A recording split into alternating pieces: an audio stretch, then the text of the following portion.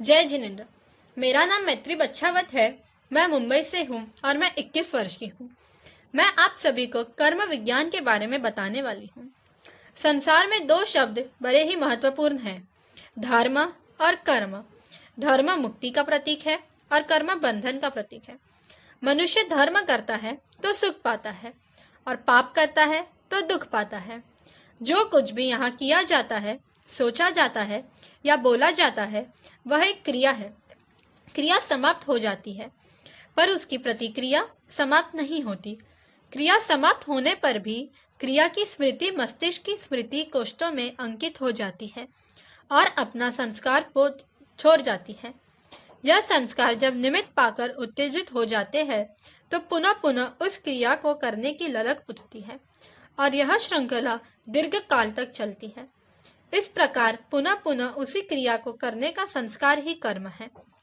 भारतीय दर्शनों में जैसा कर्म वैसा फल, इस रूप में कर्म में सिद्धांत की मान्यता है। गौतम बुद्ध ने कहा है, जो जैसा बीज बोता है वैसा फल पाता है। महाभारत में कहा है, पूर्वकृत कर्म कर्ता का उसी प्रकार अनुसरण करते हैं जैसे गाय का बछड़ा 1000 गायों में अपनी मां को ढूंढ लेता है और उसका अनुसरण करता है। संसार में सभी प्रकार के व्यक्तियों के विभिन्नता आचरण और व्यवहार दिखाई देते हैं। सबके मानसिक और भावनात्मक स्तरों में विभिन्नता है। सब में आकृति और प्रकृति का, समता और शक्ति का, भाव और प्रभाव का तारतम्य है। यह तारतम्यता सहज ही प्रश्न उपस्थित करते हैं कि यह विभेद और विभिन्नता क्यों, एकरूपता क्यों नहीं? इस विभिन्नता के पीछे मौलिक कारण क्या है? कर्म की आत्मा के साथ चिपकना ही कर्म बंध है। अब प्रश्न होता है कि कर्म आत्मा से ही क्यों चिपकता है? कर्म योग कहते हैं कि कार्यों की स्वभाव ही ऐसे ही है, जब भी चिपकेंगे आत्मा से ही चिपकेंगे। जैसे चुंबक लोहे से ही चिपकता है, लकड़ी या रबर से नहीं चिपकता। जैसे ही आत्मा ने राग द्वेष के भाव किए, कार्मन वदगना के पुद्गल आत्मा से चिपक जाते हैं। आत्मा और कार्मन वदगन के पुद्गल का दूध और पानी की तरह मिक्स होना ही कर्म बंध है।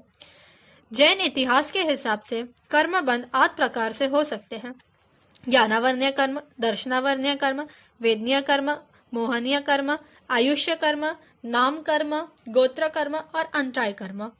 कर्मजन्य संसार और पुनः संसार जन्य कर्म, इस तरह दोनों ही एक दूसरे के कार्य कारण बनकर जन्य जनक होते हैं। कर्म से संसार बनता है और संसार से पुनः कर्म, जैसी मुर्गी अंडा देती है और अंडे से मुर्गी होती है। क्यों? क्या कभी कर्म चक्र इस छुटकारा नहीं हो सकता है? नहीं, ऐसी बात नहीं है। जैसे यदि अंडा फूट जाए या मुर्गी जल्द ही मर जाए तो अंडा ही पैदा नहीं होगा, ऐसे ही क्रम टूट जाएगा। ठीक उसी तरह कर्म बंधने ही बंद कर दिए जाए।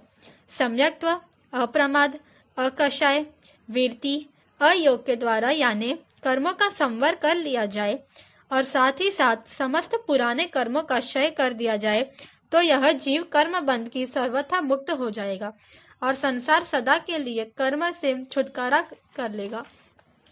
हमारे भगवान महावीर के जीवन चरित्र में 27 भवों की निरीक्षण करें तो हम कर्म सिद्धांत सहज ही समझ सकते हैं कि किस प्रकार भगवान महावीर ने नैसार के ढव से महावीर की यात्रा करते हुए कर्मों का चकमाचूर कर मोक्ष की मंजिल पाली।